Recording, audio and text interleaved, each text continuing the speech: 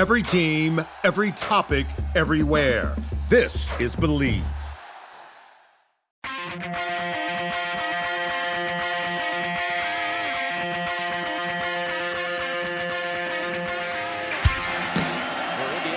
First down and 10 at their own 10-yard line. Tevin Coleman with some running room. Tevin Coleman down the sideline. Coleman, one man to beat. Tevin Coleman's going to go 90 yards, and Indiana takes the lead. Randall L. scrambles, started off the pitch, keeps it himself down the sidelines.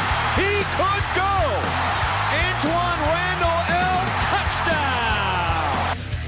Rory going to the single coverage, end zone. Touchdown! He hits Cooper again. Hello, everyone, to episode 253 of the Hoosier Happy Hour. We were in the dog days of summer.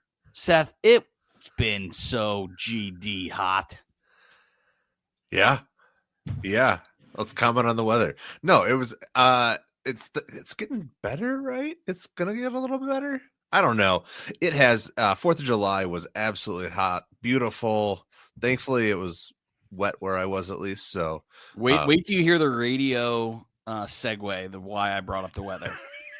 wait, because who's hotter, the weather or Signetti and the Hoosiers in recruiting? Oh God, I'm staring at the outline and I still just.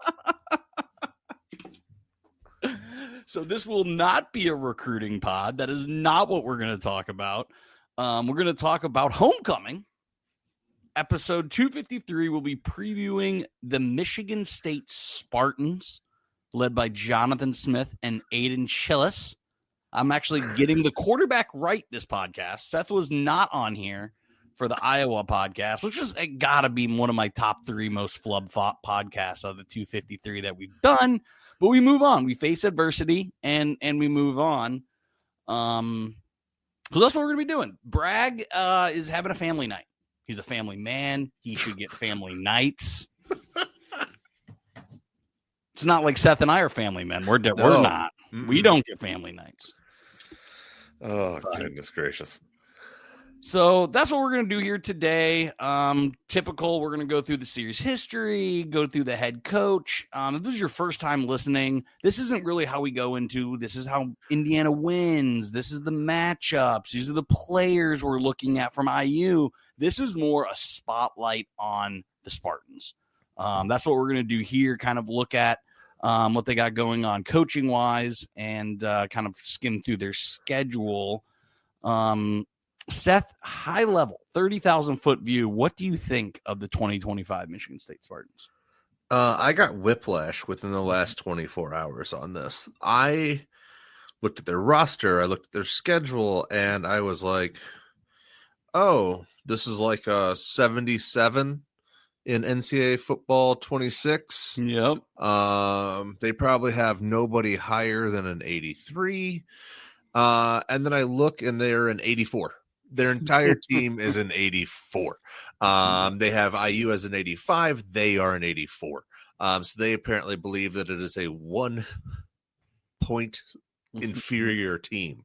And so I was like, and then I looked at their kind of some of their projections, some of their prognostications, and apparently people are high on them. I just, it's because the quarterback and wide receiver. And it's as simple as that.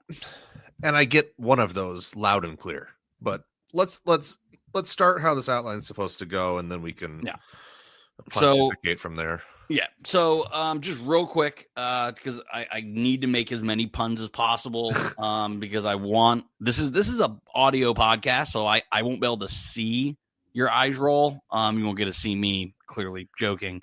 But recruiting is on fire. Check it out on Pigs. If you hadn't, 247 is where I get all my recruiting news. We just stole an SEC player from an SEC country who was between SEC schools and IU. We also plucked somebody from ACC country who was between ACC schools. This isn't just, Indiana dominates Florida. This is Indiana dominating the East Coast, Texas, Florida, SEC country. It's been really, really impressive. And there's a few more this week. The big one, Cam Reddish, is between Virginia Tech, Indiana, and Notre Dame. Unfortunately, probably not going to go our way, but we thought that with the edge out of Missouri also. So things are crazy in recruiting. But let's move on to Michigan State. Game 7, Saturday, October 18th. Noon game probably makes sense for homecoming. Did you look at the calendar on this? Did you see what they're up against? I didn't. Did you? I was just gonna say, we can do that in 15. I normally have that up. But homecoming games are either usually noon or prime well, also time, because I don't think this will be a very prime good game. Time. This does not, like, Michigan State isn't going to be ranked. Indiana should be highly ranked. This should be a likely double-digit spread. So yeah, I'm thinking this is probably noon. Big Ten Network is what I'm guessing, and homecoming is almost always noon. Like, everyone wants a 3:30 noon. 3:30 noon. No, I game, think but I don't think the students want 3:30. Alumni want noon. Yeah. So this is actually game 7, week 8. That's what took me so long. I was like, where's the game? Okay, so other games we have that are going to fall in that time slot. Purdue, Northwestern. That's a nooner. Yeah, that's actually going to be noon. Big Ten Network. Penn State, Iowa will probably that'll be big noon. Primo. That'll be big noon. Maryland, UCLA, USC, Notre Dame is already the night game. Mm-hmm. Ohio State, Wisconsin's probably the 3:30. Is this probably the noon CBS? This is probably noon CBS. Yeah.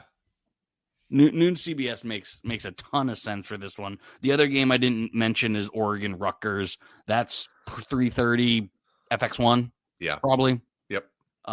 So yeah, noon CBS, nationally televised game. It'll have commercials all through the week, which will be fun. Series history. Bragg loves doing this. I try to skip it, but I'll be Ron Burgundy here. 50-19 in the case of Sparty with 2 ties. But the tide has been turning, Seth, with IU winning 3 of the last 5 and the most recent. If we're taking a stock watch, as in stock markets, is there 2 teams on is there 2 teams on 2 different trajectories as far as programs in Michigan State and Indiana? I mean, if you what Michigan, is it? Michigan Energy versus apathy? I mean, is that where we're at? Is that I'm just talking about like program health. Yeah. Right? Like program. I mean, it was less than a decade where they're playing, in New Year's Eve bowls, and they're a top 5 team, and they're owning Michigan, and now what are they? Right. Their 2 biggest rivals have won national championships the last 2 years. Both of those rivals don't even consider them to be rivals because they're such little brothers that it's an inferiority complex. You can't compete nationally. You can't compete in state with recruiting. There is an absolute viability issue in Michigan State. There is just so much around them that's really smothering them out, and really, there's not enough oxygen for them to breathe. Yeah. And so, yeah, I do think they're plummeting. I don't think that it's like, oh my God, they're the number 1 plummeting team in the Big Ten or the Midwest or anything like that. I don't think IU is necessarily the number 1 soaring team either. But I'm going to disagree with you. Are they going in diametric opposite directions? Yes. What team is nosediving harder than Michigan State in the Big Ten? Oh, I mean, Maryland didn't have a high enough to go bad. Correct. But I think they're floundering.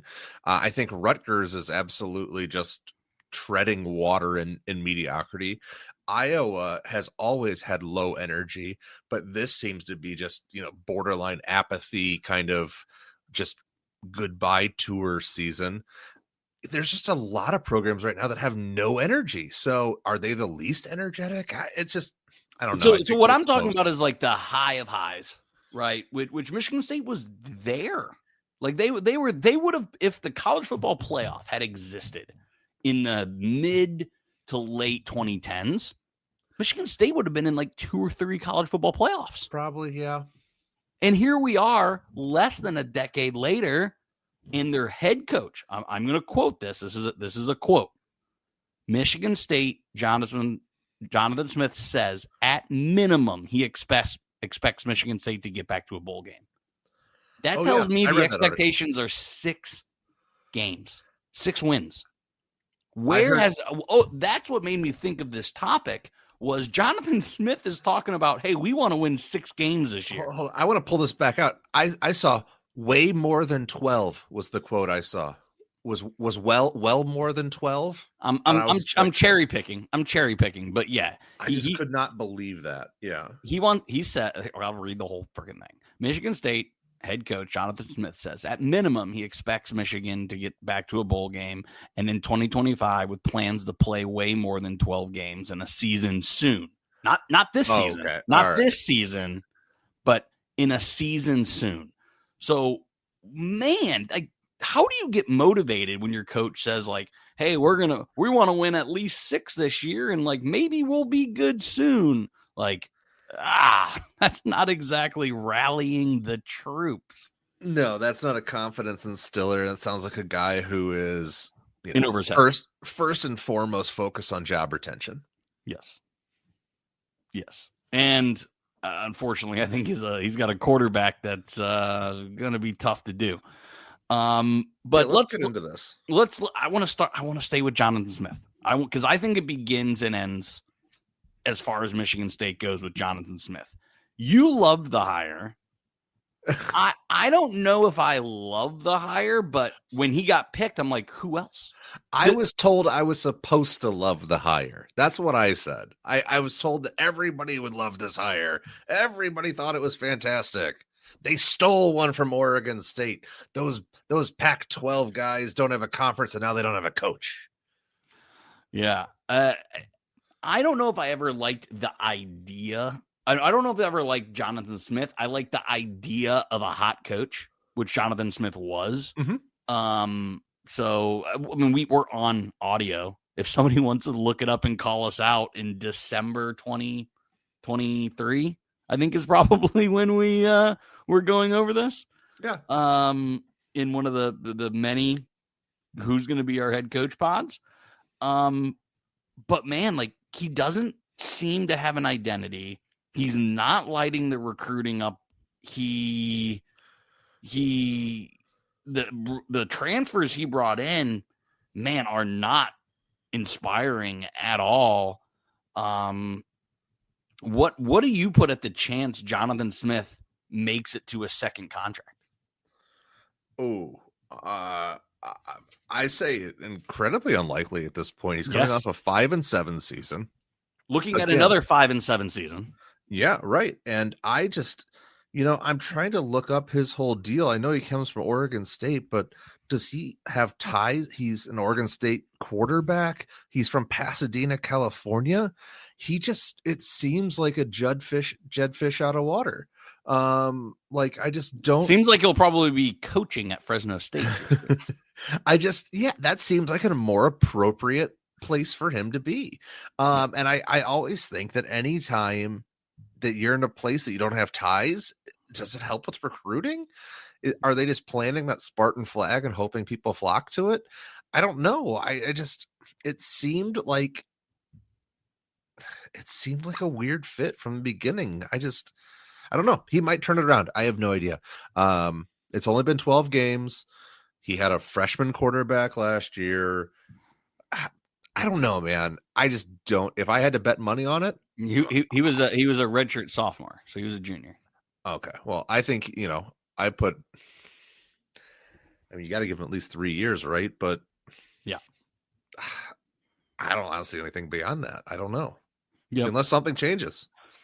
It's tough. All right, like, you wanted to get into the offense, because I think if they want any shot of playing more than 12 games, it's gonna have to come from the offense here. And it starts and ends with Aiden Chillis. Mm-hmm. He's a transfer, he's a junior. And he just needs to improve his passing. If we're being completely honest, the dude is athletic. He can make He can make some plays. I mean, he has the size. He's 6'3", 217, but his completion percentages, it was in the high 50s last year. Yeah. 11 interceptions. Yep. He's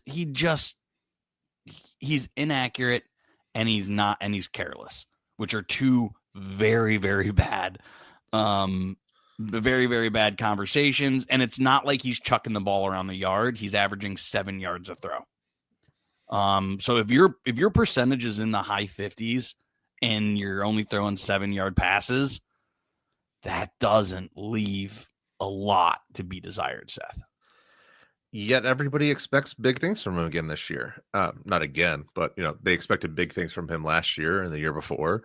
They expect big things still. I echo everything you're saying. Is he has all of the tangibles. He has the body. He has the athleticism. Just for whatever reason, has yet to put it together. I think and then you look at the players around him. You're like, okay, well, maybe if you put guys around him, it'll raise his play. But I looked at their offensive breakdown, and it's a transfer at running back from Sacramento State, who they're raving about. But again, transfers from Sacramento State. Nick Marsh, who you and I can probably wax poetic about and brag as, listening on 0.75 speed for this part. He has the body, he has all the tools, he has everything you want in a receiver. I bet he's probably one of the 3 receivers on the Big Ten first teams at the end of the year. And then what is it, Jack Velling? Which again, another Oregon State transfer who I'm being told is good, but I haven't seen it. So right. And I want to give another little nugget. Now rushing stats in college are weird because there's sacks involved. Mm-hmm. So that's actually what I was being quiet. I was listening, but I was also looking because I was like, okay, well, this guy, he struggles passing, but he has to have impressive rushing numbers. Seth, listen to these. 97 rushing attempts. That's a lot. That's a lot of rushing attempts in 12 games. That's running the ball 8 times a game. Yep. For 2.3 yards, 8 fumbles. Ooh. That's 19 turnovers, 0 rushing touchdowns. Ugh. That is a 13 to 19 turnover. It's damn near impossible to win games. Damn near impossible to win games. So he's not accurate. He can't complete the deep ball. He isn't scoring touchdowns. So the one I couldn't find is like, okay, do I figure sacks in there? Do you know how they really kind of configure rushing yards? Like, does that include the sack yardage? Yeah. Oh yeah, absolutely. So maybe it's not as bad as I'm making it out to be, but yeah, I mean, I'm just not a believer in this guy at all. I think Nick Marsh makes Aiden Chillis. We saw that in the game last year, that touchdown in the end zone. I mean, IU had some wide receivers make some plays. That Nick Marsh play was the greatest Big Ten receiver catch I saw all year. That was insane. It was absolutely insane. But behind Nick Marsh, they got 2 transfers that don't, they hadn't done anything before this. Their entire wide receiver room pretty much is all brand new. So there's not a lot of Aiden Chillis like, they knocked off the rust from last year. You mentioned Jack Velling, transfer senior. He will probably be on the all Big Ten list. But when Michigan State was cooking, Seth, obviously it's a little irrelevant, but they had good running backs and smart quarterbacks, right? Yeah. Quarterbacks that made the right plays, that didn't turn the ball over, that put them in position, and they won by strong defense and running. They kept trying to find, once they got Kirk Cousins, they kept trying to find like clones of him and never quite found it, like with Lewerke and Lombardi and all these kind of like game manager kind of guys, and never quite found the guy. But it mostly worked. Like, obviously not as much towards the end, but man, if you look at this team, How does this offense win? Well, is it 20 targets a game to Nick Marsh? I don't. It's not Aiden Chillis. Sure, that's what he would ball. tell you. Yeah, it's not Aiden Chillis running the ball. Maybe it's a Sacramento. Like I'm trying to vision how Michigan State scores points, wins games. So I don't see it. The one thing you didn't mention is the last couple of years they've been complaining about the offensive line play. And when you talk about those previous years where they did do really well, they at least had an above average offensive line. And it was always one of those underrated teams where they'd always have like, oh, there's a random pro on this team at offensive guard or center. And, they always had a really decent offensive line. Never like the Iowa, Minnesota levels or anything like that, Wisconsin, but they always had an above average. And the last couple of years, it was a revolving door. It just, every message board I was on, they were complaining about it. They have 4 transfers coming in, and now they're raving about their center, right guard, right tackle, all replacements they think are going to be studs.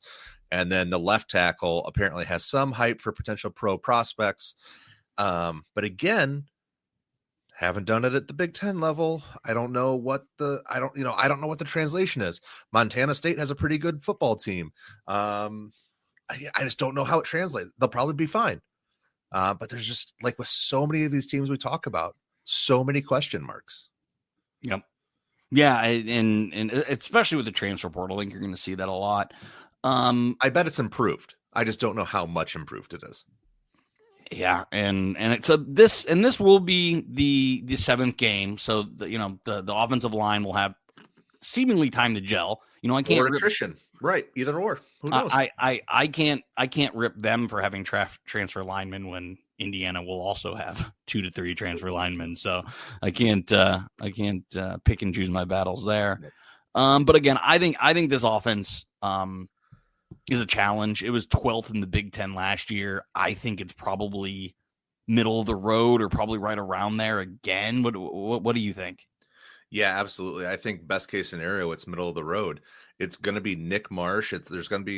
There might be a couple games where he might even win them for you because he is just that talented. But unless the running backs really evolve into being, Big Ten difference makers, I just see Big Ten defensive coordinators being able to send 2, 3 guys at Marsh, send blitz packages at Chillis to make him uncomfortable. I just think there's a lot of things you can do with the quarterback to rattle him. And I think a receiver is it's tough, but one of the positions you can take away a little bit in football if you scheme it right. You're going to give up some other stuff as a result of it, but I'd rather have Sacramento State transfer beat me than Nick Marsh. Exactly. I mean, you saw it last year. I think Nick Marsh made some amazing plays in the first quarter, got up to a 10-0 lead. Signey and Haynes gathered information, made adjustments, and then scored 47 straight points. Yeah.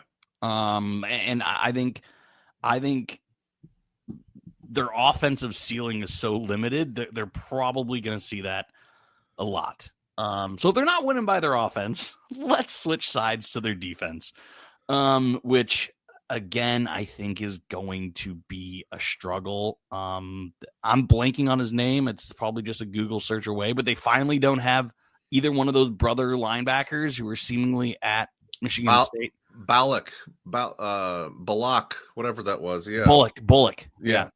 So he's gone. They lose a ton on the defensive line. They're going to have to, they run a 4-2-5. And so the defensive line is really, really important. They bring in some power 4 transfers. I think one from Michigan or one from Florida State, one from somewhere else. But again, I almost would rather bring in a lower guy to come up. I don't think you often see too many guys horizontally transferring that make a major impact. And then again, the thing that's different between the defense and the offense is at least you're going to have some familiarity. I mean, at least on our lads, which is what I use a lot as a resource. I encourage other people to go there if you want to take a look at a full roster. They're projecting they're at least going to have 8 of 11 starters back from last year. Not guys that started, but at least guys that were on the Michigan State roster. So I think there's hope there. But the strength of this defense will be behind the safeties. Malik Spencer is a pro, and Nakai Martinez is a tackling monster. They're both seniors. I think they could be very, very strong. But I'd be nervous with the corners that they're bringing back. I remember how Indiana scored against them last year, and it was either Michigan State holding or Michigan State getting absolutely cooked. So you can have good safeties, but if they're constantly have to make up for corners getting handsy or getting burnt, I don't know what good those safeties do, honestly. Yeah, there was an old adage, and I'm still rings true in baseball and football. If you want to be good defensively, you want to be good right up the middle. Defensive tackle, middle linebacker, safety. In baseball, it's catcher, center field, shortstop. Those are the areas where you want to be the strongest defensively. The Tampa Bay Buccaneers, had that with Warren Sapp, with Derek Brooks, John Lynch at safety.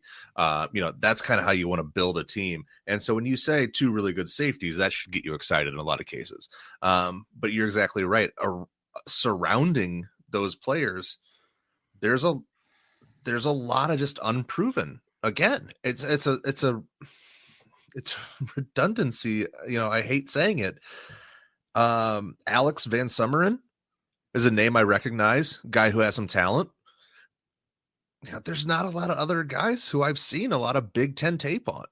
And so it's just hard to get excited about these guys. It's hard to think that there's going to be a really big threat because just like you said, a lot of the guys who are coming back were some of the same guys that were picked on in that, 47-10 game last year. Mm-hmm. So you never want to take anything for granted. You always assume that players are going to get better year over year. You would have to think that the transfers are going to supplement some of their losses. But I mean, damn, you just look at pluses and minuses here, and I just don't know how they stack up. Yep. Here's another thing I wanted to bring up from Spartan Wire. Because, I mean, obviously, with sites like Spartan Wire, you're going to get a little bit of bias here. But they're kind of throwing up red flags immediately. Here is 5 biggest questions heading into the season. Is Aiden Chillis elite? I'm not going to. They're obviously very high in Aiden Chillis. Will the offensive line hold up? They said that the offensive line was their biggest weakness last year, and it's by far the biggest question mark going into this year. That's not good. That's not. I mean, I feel more confident about number 2 than question 1 so far. Yeah. Can MSU generate a pass rush? Michigan State was dead last in pass rush last year, and their leading returners have 4 sacks and 3 sacks career. Ugh. And the 5th one, which I didn't even notice, I didn't even have a note on this. Who was and I'll be your Seth, so you probably are going to get this. Who was Michigan State's best offensive weapon not named Nick Marsh last year?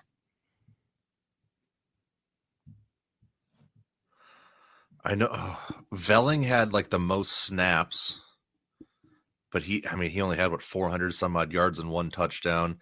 I can't remember the running back they had who was a bit of a trick question. It was Jonathan Kim, their kicker.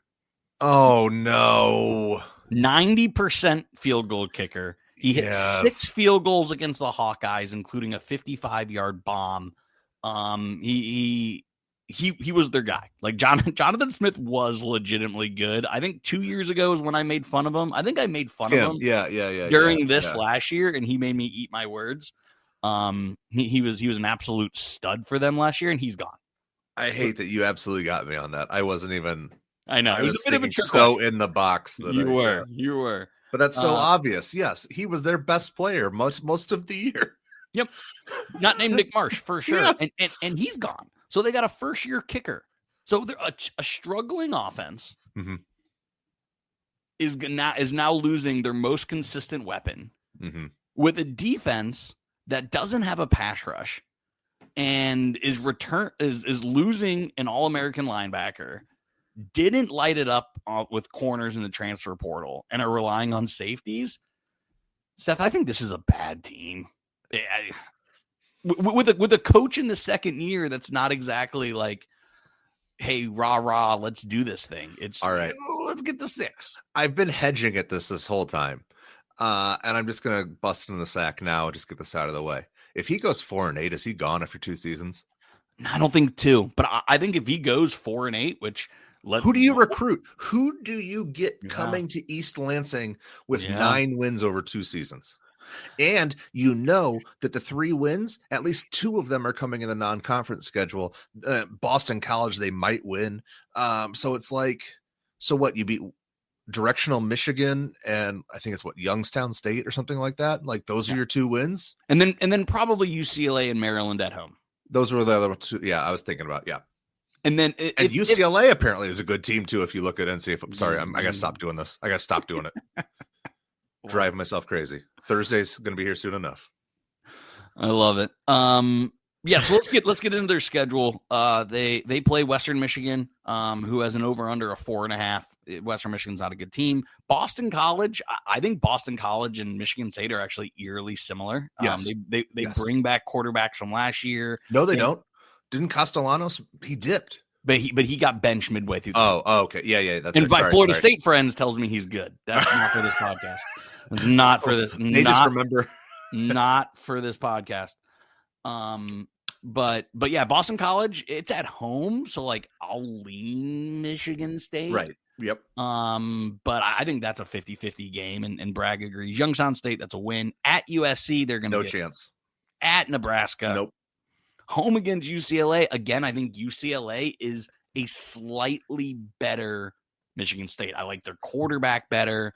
I think I like their high-end players a little bit better than Michigan State's, but they don't have the depth. They don't have consistency. They don't have a good coach. Like, this might be a coach offer. Who's the next coach to get fired? Jonathan Smith or I'm blanking on the UCLA's coach's name, but he's not very good. Doesn't. Yeah. He's not very good. He's a former player. Foster. Deshaun Foster.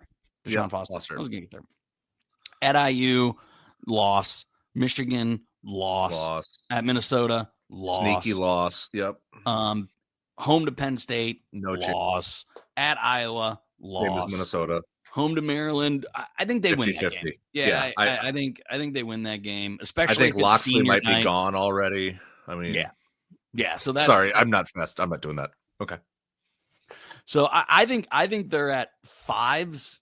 5's the ceiling. I could see if they lose to Boston College or you lose to UCLA, I could see this being a 2 to 3 win team. Seriously, like you can convince yourself that this team is a 3-win team more than you can convince yourself this is a 6-win team. Yep, absolutely. I think 3 to 5 is the hot zone. Exactly. All right, let's jump to a promo and then we will get into Sacks and Randos. This episode is brought to you by your go-to expert in the Indiana real estate market. Whether you're looking to buy, sell, or invest in a home right here in the heart of the Hoosier country, Garrett Lawton with True Blood Real Estate is the agent that you need. He's not just a real estate agent, he's a Hoosier fan just like you. And Garrett knows Indiana inside and out, from Bloomington to Indianapolis and everywhere in between. Plus, his personalized service makes the buying and selling process smooth and stress-free. So if you're ready to make a move, give Garrett a call at 317-410-8851 or visit his website at lawton-realty.com. All righty. So Randos here. I have a few questions, and it has nothing to do with Michigan State football. I might think of one, but I didn't get a podcast, and I haven't talked to you in a while. So I got a few questions coming out of the holiday weekend. First question: pasta salad. Are you a fan or not a fan? Disgusting. Okay, so absolutely. Maybe I love it. I think pasta salad is great. Oh, but I use because I don't make it. But Sasha uses like a vinaigrette, like more of an oil and vinegar base, sure. rather than a different kind of base. But is that a salad or is that pasta? Like if it's on a menu, is it under pasta or salad? This is breaking my brain. I think it's a pasta. I think it's a salad. I think it's cold, so it's a salad. I think pasta isn't served cold. I can't think of a pasta that's served cold. Go. Salad's not served hot. But you can eat. I don't know. I watch a kid, an 8-year-old, eat cold macaroni and cheese and Alfredo noodles. Yeah, twice to 3 times a week. And that's just because he's too lazy to eat it when it's hot. There's other things going on. There's distracted. Yeah. Exactly. There's other things. There's more important things going on. But yeah, no, it's pasta. Pasta's the base. The vinaigrette's not the base. That's what you lost me. And you're like, no, the base of a pasta salad is the pasta. I disagree. But that's good podcasting. It's good podcasting. Right. Okay. So over the 4th of July, did you go to barbecues or cookouts? Or would you? Whoa. Yeah. Whoa. Because in my mind, those aren't the same thing. Whoa. Yeah. I go to cookouts. I went to a cookout. I went to a cookout. Hamburger, hot dogs, corn on the grill. Even if there's barbecue, it's a cookout.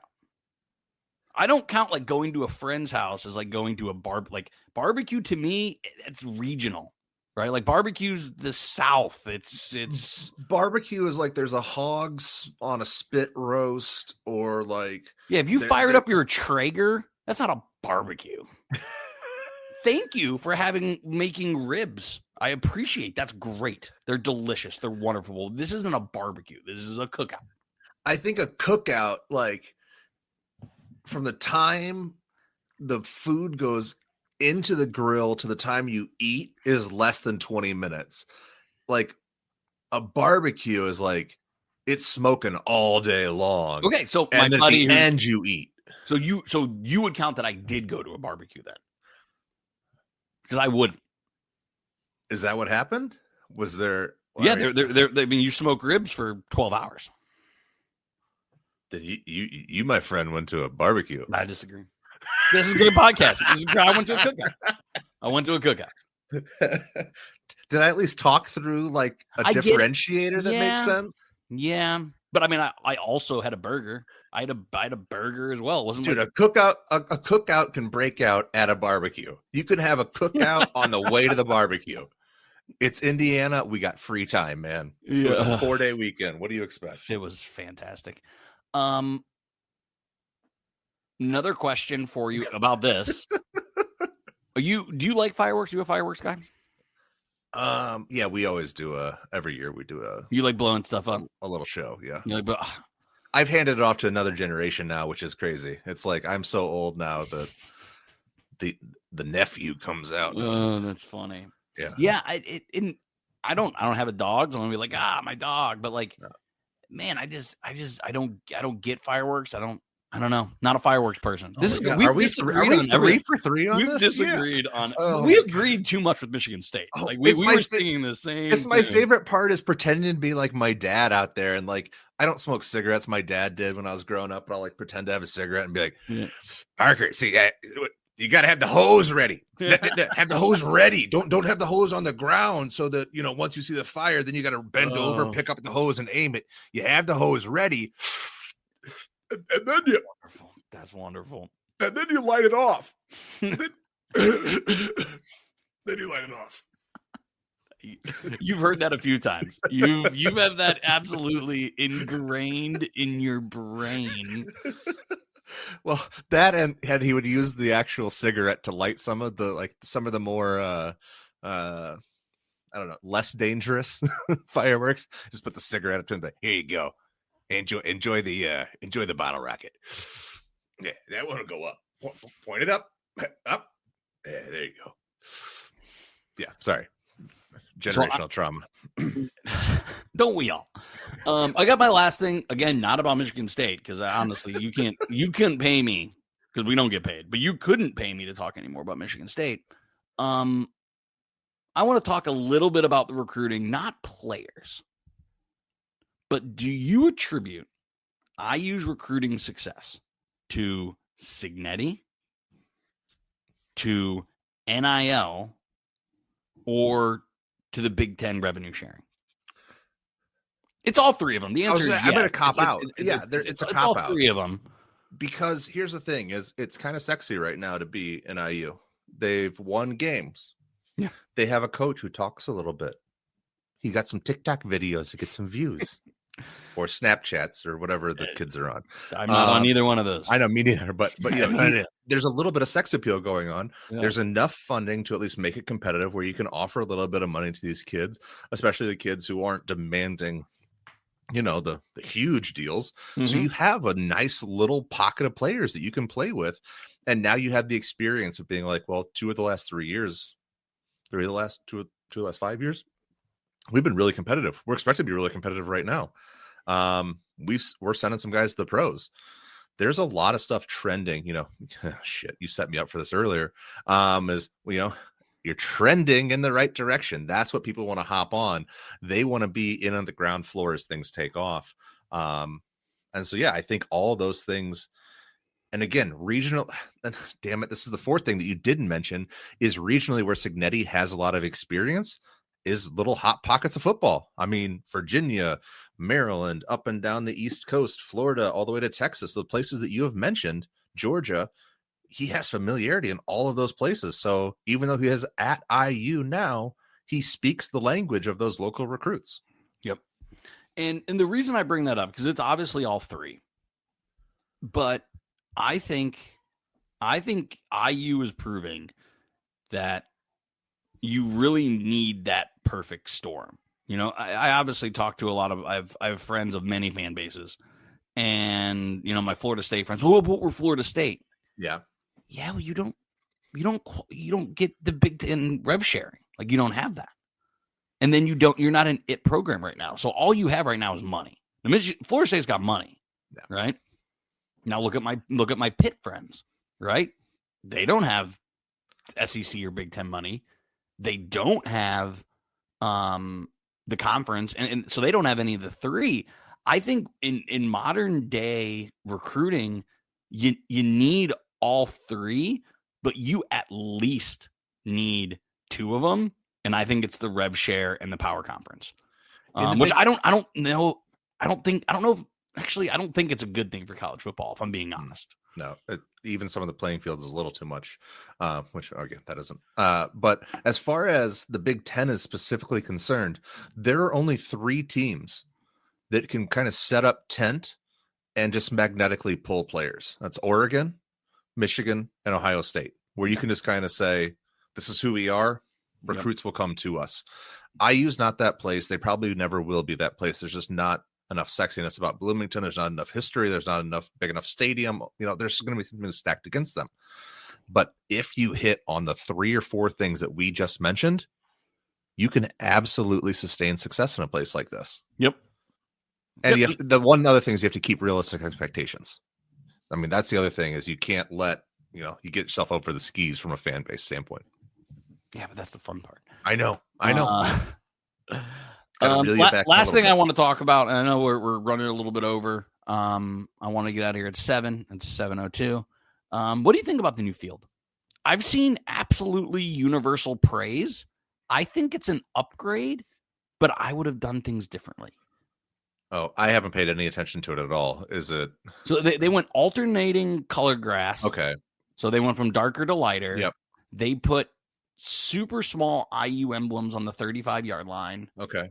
Kept the center how it is, and kept the end zone. I guess they did some coloring. I'm not a design freak but like, I would have went maybe script in the end zone. Or I would have went maybe block I or something different in the center. Like, the field is an improvement. It pops, but I put this in the group chat.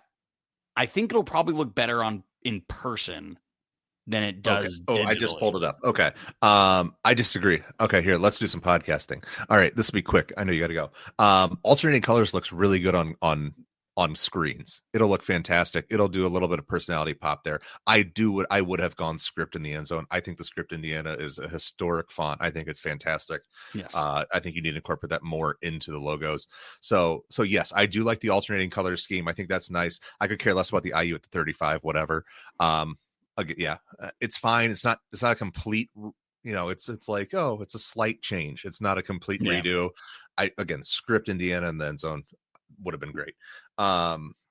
Shoot, yeah. So I think the one thing is I don't think the field ever wins you a game. So I don't think it's going to win you any recruit. I think it's going to. Yeah, I was going to say I think it'll help more in the recruiting aspect. A field will lose you recruits, and a field will lose you games. There are some Bears teams from the early 2000s that I think we lost games because that field was so bad. But I think I think it looks good in pictures. I think people like their highlights. They can see the 5-yard increments. I don't know. I don't know how much that goes in, but it looks pretty. Big picture, though, I'm glad they're doing stuff. I think clearly they are allocating that money towards improvement. They're allocating it towards football, which is awesome. Anything else in your sack? Yeah, let me get these two things out really quickly. I mentioned this last year. They have James Schott from Center Grove at D end. And then they also have a player. I didn't look into this, but his name is Jack Carson Wentz.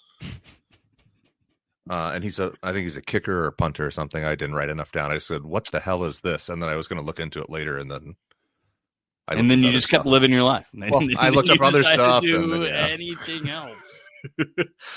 Look up Nick Marsh highlight catches. All right, that's it for me. That's all they got. Guys, thank you so much for listening. I know this wasn't totally Michigan State focused, but again, you're happy about that. Yeah, you can do your own research. No, that's not our policy. And figure it out that they El Stinko. I can't wait to eat my words when they win more than 6 games. Be sure to check out the pod on Twitter. We're not super active in the off season, but Seth does an absolutely amazing job in the in season. We're also on Instagram at Happy Hour IUFB. Be sure to rate and review on all podcast platforms, and we will be here next week previewing, drum roll, UCLA, that team that I was just trashing. Oh boy. Deshaun Foster and crew come to Bloomington October 25th. So that's what we'll be talking next week. I actually think that may be an interesting discussion to break down Michigan State, UCLA. But that's what we'll be doing. Everyone have a great, safe rest of your week. Seth, cheers. We'll talk to you later. Cheers. If you like the show, please take a moment to rate, review, and subscribe. It really does help the show to grow. Thank you for listening.